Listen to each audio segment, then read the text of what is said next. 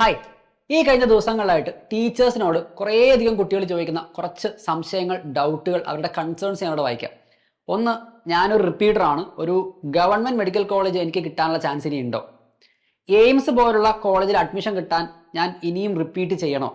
ഒരു വർഷം ഡ്രോപ്പ് എടുത്താൽ എൻ്റെ ചാൻസസ് നഷ്ടപ്പെടുമോ?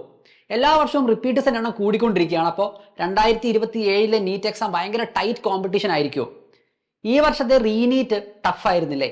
അതുകൊണ്ട് അടുത്ത വർഷത്തെ നീറ്റ് എക്സാമിന്റെ പാറ്റേൺ ഇതുപോലെ ഭയങ്കര ടഫായാൽ നമുക്കത് എക്സാമിന്റെ റാങ്കിനെ എഫക്ട് ചെയ്യുമോ?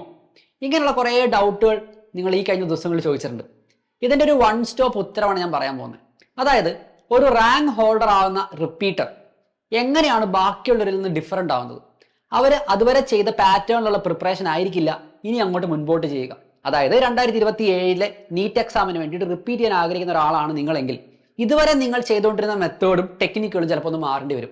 അതായത് വെറുതെ ഒരു വർഷം റിപ്പീറ്റ് ചെയ്തുകൊണ്ടായില്ല, ആ റിപ്പീറ്റ് ചെയ്യുന്ന രീതി കറക്റ്റ് ആവണോ എന്ന് നിങ്ങൾ അനലൈസ് ചെയ്യണം.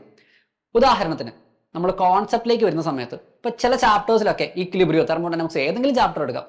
ആ ചാപ്റ്ററിന്റെ 80% നമുക്ക് അറിയുമായിരിക്കും. ആ അറിയാവുന്ന ടോപ്പിക്കുകളിൽ കൂടുതൽ ടൈം സ്പെൻഡ് ചെയ്യുന്നതിന് പുറമെ നിങ്ങൾ ചെയ്യേണ്ട കാര്യം എന്താ? അറിയത്തില്ലാത്ത ക്രൂഷ്യൽ ആയിട്ടുള്ള എക്സാമിന് ഏറ്റവും കൂടുതൽ ചോദിക്കാൻ ചാൻസ് ഉള്ള ടോപ്പിക്കുകൾ കൂടുതലായി ഫോക്കസ് ചെയ്യാം.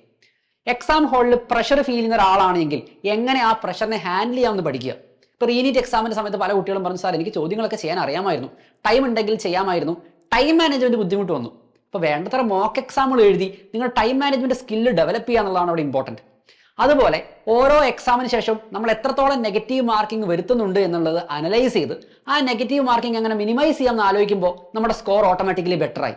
അപ്പോൾ ഈ ഒരു വർഷം റിപ്പീറ്റ് ചെയ്യണോ വേണ്ടയോ എന്നുള്ള ചോദ്യത്തിന്റെ ഉത്തരം നിങ്ങൾ എടുക്കേണ്ടത് ഇങ്ങനെയാണ്. ഇതുവരെ നിങ്ങൾ ഫോളോ ചെയ്ത രീതികൾ, ഇതുവരെ നിങ്ങൾ ഫോളോ ചെയ്ത പാറ്റേൺ ഓഫ് പ്രിപ്പറേഷൻ എല്ലാം മാറ്റാൻ നിങ്ങൾ റെഡിയാണെങ്കിൽ 2027 നീറ്റ് എക്സാമിൽ നിങ്ങൾക്ക് എന്തായാലും ഒരു റാങ്ക് ഉണ്ടാവും. അപ്പം ഞാൻ നേരത്തെ പറഞ്ഞ പോലെ എവിടെയൊക്കെയാണോ കോൺസെപ്റ്റ് ഗ്യാപ്പുകൾ ഉള്ളത് അത് കറക്റ്റായിട്ട് ഫില്ല് ചെയ്യുക. വേണ്ടത്രയും മോക്ക് എക്സാമ്പിൾ എഴുതുക. എക്സാം ഹാളിലെ പ്രഷർ ഹാൻഡിൽ ചെയ്യാൻ പഠിക്കുക, ടൈം മാനേജ് ചെയ്യാൻ പഠിക്കുക, നെഗറ്റീവ് മാർക്കിംഗ് വരുത്താതെ ഗസ് ചെയ്യാതെ ഓരോ എക്സാമും എഫിഷ്യൻ്റ് ആയിട്ട് അറ്റൻഡ് ചെയ്യാൻ പഠിക്കുക.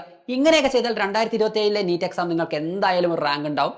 ഇനി എയിംസ് മാത്രമല്ല, അതുപോലുള്ള ഏത് ഇൻസ്റ്റിറ്റ്യൂട്ടിലേക്ക് നിങ്ങൾ ആഗ്രഹിക്കുന്ന മെഡിക്കൽ കോളേജിലേക്കുള്ള ചാൻസ് ഇപ്പോഴും നിങ്ങളുടെ മുമ്പിലുണ്ട് എന്നുള്ള കാര്യം നിങ്ങൾ ഓർക്കുക. ഒരു പരിധി വരെയെങ്കിലും നിങ്ങളുടെ ചോദ്യത്തിന്റെ ഉത്തരം പറഞ്ഞു ഞാൻ പ്രതീക്ഷിക്കുന്നു. അപ്പോൾ നമുക്ക് 2027 പ്രിപ്പയർ ചെയ്യുന്ന എല്ലാ കുട്ടികൾക്കും നമ്മുടെ ധീര നീറ്റ് ബാച്ചിലേക്കും ഫീനിക്സ് ബാച്ചിലേക്കുള്ള അഡ്മിഷൻ ഇപ്പോഴും ഓപ്പൺ ആണ്. നമുക്ക് അതിഗംഭീരമായി പഠിച്ച് നമ്മുടെ പ്രിപ്പറേഷൻ എല്ലാം ഒരു ലെവലൂടെ മുൻപോട്ട് വെച്ച് 2027 നീറ്റിന് വേണ്ടി തയ്യാറെടുക്കാം. So all the very best. By.